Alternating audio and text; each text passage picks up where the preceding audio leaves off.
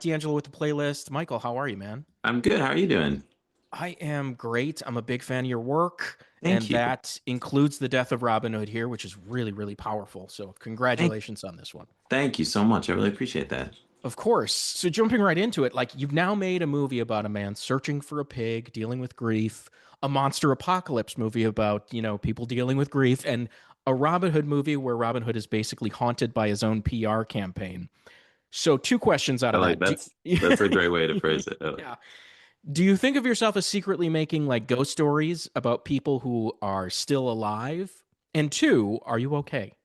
Most Um, importantly, I'm doing great. I just got married a few days ago. congratulations. I'm very happy. Thank you. I love that though. This ghost stories about people who are alive. I definitely I think this all is sort of in retrospect looking back on things, but there's definitely this recurring theme of like people living their lives in a way that they already kind of feel like they're dead. Like they've sort of settled into some kind of like they've isolated themselves either kind of like literally or spiritually from the world, and they're sort of like, okay, this was my lot in life, this is what I've done, and they're sort of like, I have no more growth or living to do, and then they kind of get an unlikely opportunity to, explore themselves and others more deeply.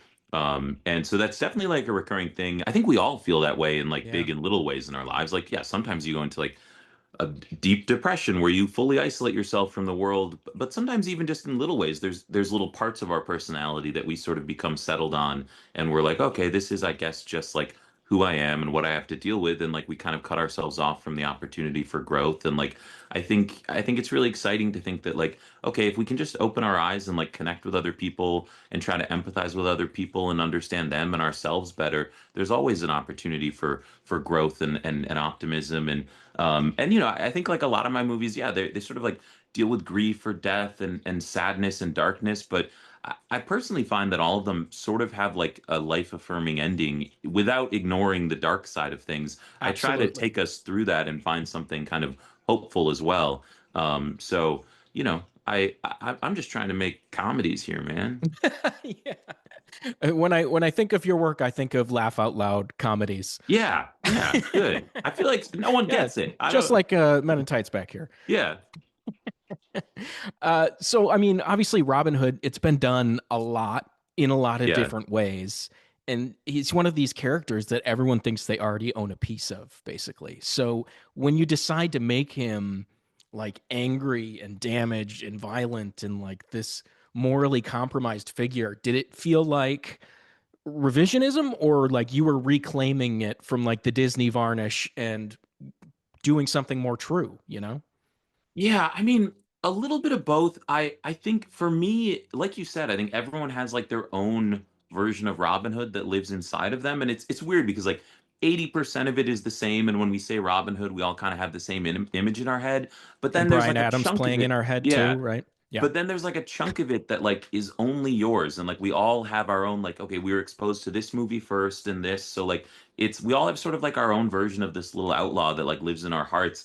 And like in a lot of ways I was sort of just trying to like find mine and like figure out, okay, what is the version of Robin that like I've carried with me for a long time, and I want to understand him as a human being. And a Mhm. lot of it came down to that, like wanting to sort of understand this person as a human. So a lot of the things that I think people see as like subversion and revisionism was more just like, okay, what would it have been like to live as a medieval outlaw back then? And like, what would that life have felt like, especially if you like sort of outlived it and like you were haunted by these things? And like, and a lot of it was, like, as much as I think people are going to be like, what, like, what happened to steal from the rich and give to the poor and all this stuff? Like, Yeah.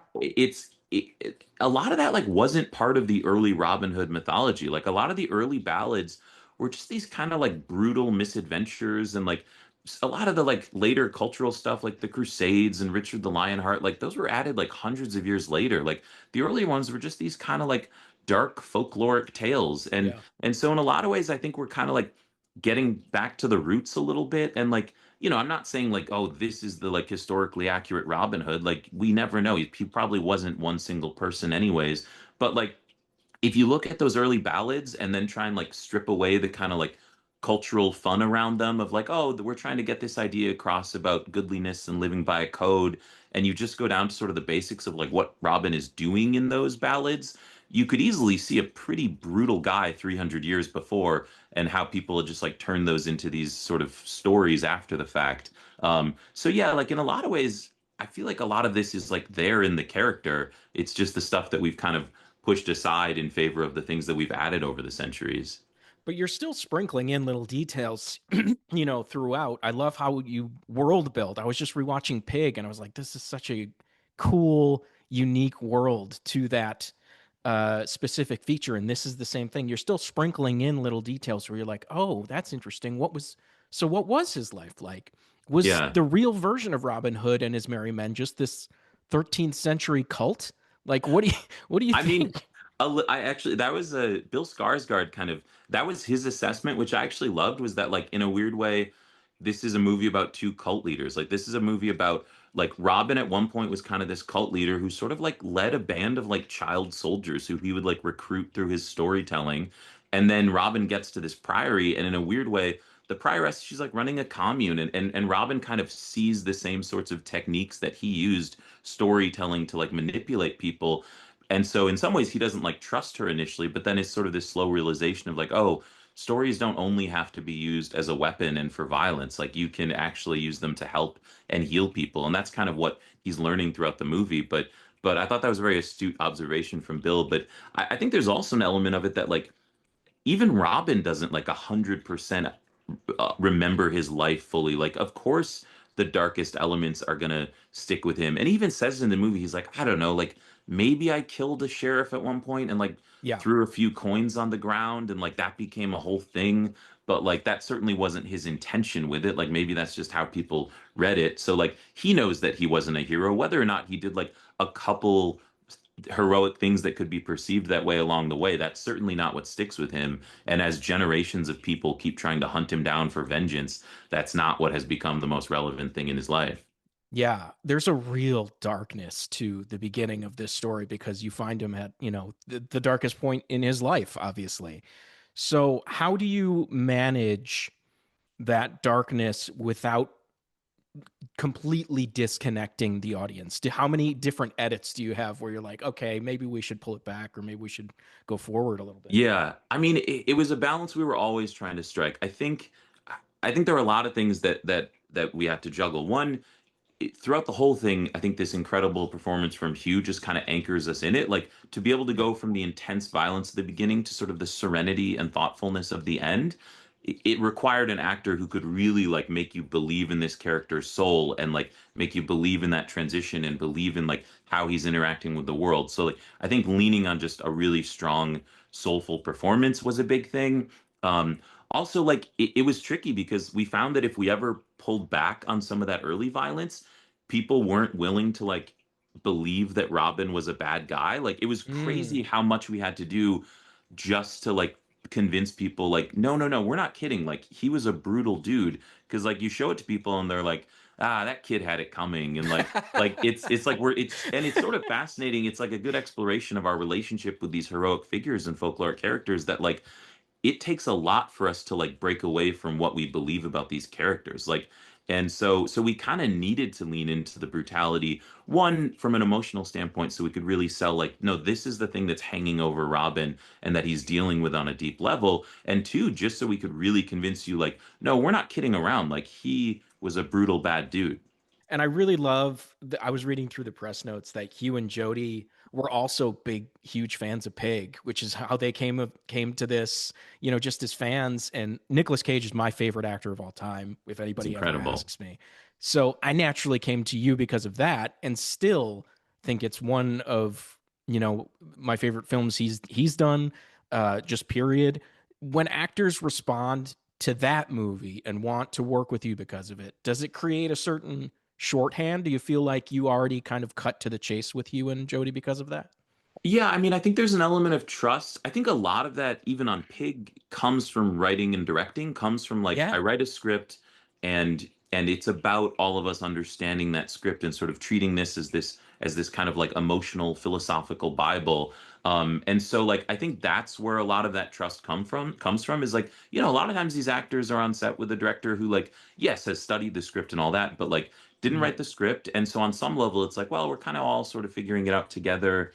And so I think that helps a lot that they know like if there are answers to be had, I have those answers. And also like and I think this has helped me. I don't write scripts for specific actors. Like I've never written a Mm. role for an actor. I try to make a character that feels full and alive for me and that like I can feel the soul of this character on the page. So then I think when you go out to actors, they can feel that and it's like, "Oh, this isn't quite me. Like this has its own complexities and like I need to dive in and understand that and then bring something more to it." So I think it sort of has filtered for actors that are really excited to like embody something that is has a lot of specificity on the page and then bring something like more to it. So I think that just sort of like brings a lot of trust, which has been cool, and excitement to like expand upon this character together. And then I try and just like give them a lot of freedom. But then it always goes back to like the script and the intention that they know I had. I was reading some other interviews that you've been done leading up, and everybody keeps mentioning comparisons to Logan because Hugh is in it. Yeah. And even he, like in the press notes, is like there are shadows of Logan here, but this took him to another level, according to him. So, from your side, what did you see him access in this role that felt different from like the wounded warrior mode we already know that he can do so well? Yeah, I mean, so many things. I think the he gets to an a sort of like transcendently introspective space in this that is just like hard to it's like impossible to play. Like I can't direct you to be like, oh, yeah, like I really want to see you thinking back on the last 60 years of your life and really contemplating your relationship to God and violence. Like you can't like direct that. It's just something that like either that actor like has that space and I think a lot of it comes from like how deeply like curious and observant Hugh Jackman is as a human being. Like he's really an intelligent person that like really wants to like understand the people around him and understand himself. And I think that's a big part of the Robin character. Like he's someone who has been lying for a living, can see through other people's lies, and he's been using that as a weapon. But then he is allowed to like sort of turn that inward as he and the prioress sort of understand each other more deeply. And I think just the amount of kind of like introspection and calm that he was willing Mm. to access, even through the violence and sadness of the movie, really came through. And it feels like, especially in that final scene, like I think he was just accessing something really deep inside of himself. You shot on film here, is Yeah, basically what 35. I was getting. Yeah. So, is this the first movie you did that for? Yep. And Yeah. I how? mean, we Yeah. wanted to do Pig on film, but we just couldn't afford it. And then Quiet Place was much more VFX heavy. And so this was just, I've always shot with Pat Scola, my cinematographer, and this was the first time where we were finally like, oh, we can do it. And there were a lot of reasons for it. I mean, some of it's just like the fun of like, oh, wouldn't that be great to shoot on film? But a lot of it was that we wanted, because this is a movie that deals with folklore and legend, we wanted it to have a sort of like timeless, like outside of time feeling. And I like that, especially because like we didn't lean heavily on VFX. We shot in all these real locations. Like it feels like it could have been made in like the 70s. And you kind Yeah. of, beyond like knowing Hugh Jackman, like you kind of can't tell from a technical standpoint. And that was important to us. Also, like knowing we were shooting in these real locations, we knew like we wanted to be able to capture these on film. Like you're in this natural light, and there's something very present and visceral about that. And that was important both for like the brutality of it, but also for that sort of like transcendent beauty connecting to nature side of it as well. And then on top of that, it just sort of created a vibe on set of like, there's something so precious about shooting on film. And like, we shot this whole movie in 30 days. So we really needed everyone to be like very present and with it and there for these moments. And there's something about when that film starts going that everyone just kind of hushes and like, you're like, oh, we're doing the thing now. Eggers kind of does that, and this Yeah. reminded me a lot of kind of like the vibe that he's been able to create on some of those movies. But I Yeah, we really do, wanted that feeling of like it's not historical stuff for the sake of just like, oh, we learned all these details. It's like, what did it feel like to live back then? Like on a day to day, but also like on a deeply spiritual level. Like, what did it feel like to exist in that world? And that's what we were really trying to capture. yeah. I have to touch on Death Stranding just because I know that's coming up. You're writing it right now. Kojima's talked about wanting that film to reach beyond fans of the game, become Yeah. something uniquely possible through cinema. So when you hear that, is the challenge to translate the game or to find the movie that could really only exist beside it? Or do you plan to incorporate as many elements as you can? Or what do you kind of plan? I mean, I think for me, I just had to take a step back and like think about my experience playing the game and the themes that really struck me, the characters that struck me, and I think it becomes an issue of like, yes, it's like, there are some things that I just know I kind of want to see from like a visual standpoint and an action standpoint and that stuff. But deeper down, it's just that like the thing that got me about that game was like this deep exploration of like connection and isolation and like spatial and temporal isolation. Like these are people that like are so far apart from each other, but also like their own histories and like the generations before them are sort of have this distance, and it's the sort of like connection and distance between all of those things. So there was just like something I found profoundly like moving about the game, as well as like beautiful and spectacular. So I think it's just about trying to capture those feelings through a new story and through new characters. So it's less like, oh, I got to make sure I like put this thing in there for the sake of it. There are lots of things in there that like if they feel like they serve the story and serve these characters, I made sure to draw from like the deep mythology of this world. Like there's so much to draw from, but it's definitely sort of a new amalgamation of all these sorts of things and like exploring the same deeper themes and finding some of those similar moments, but from different directions.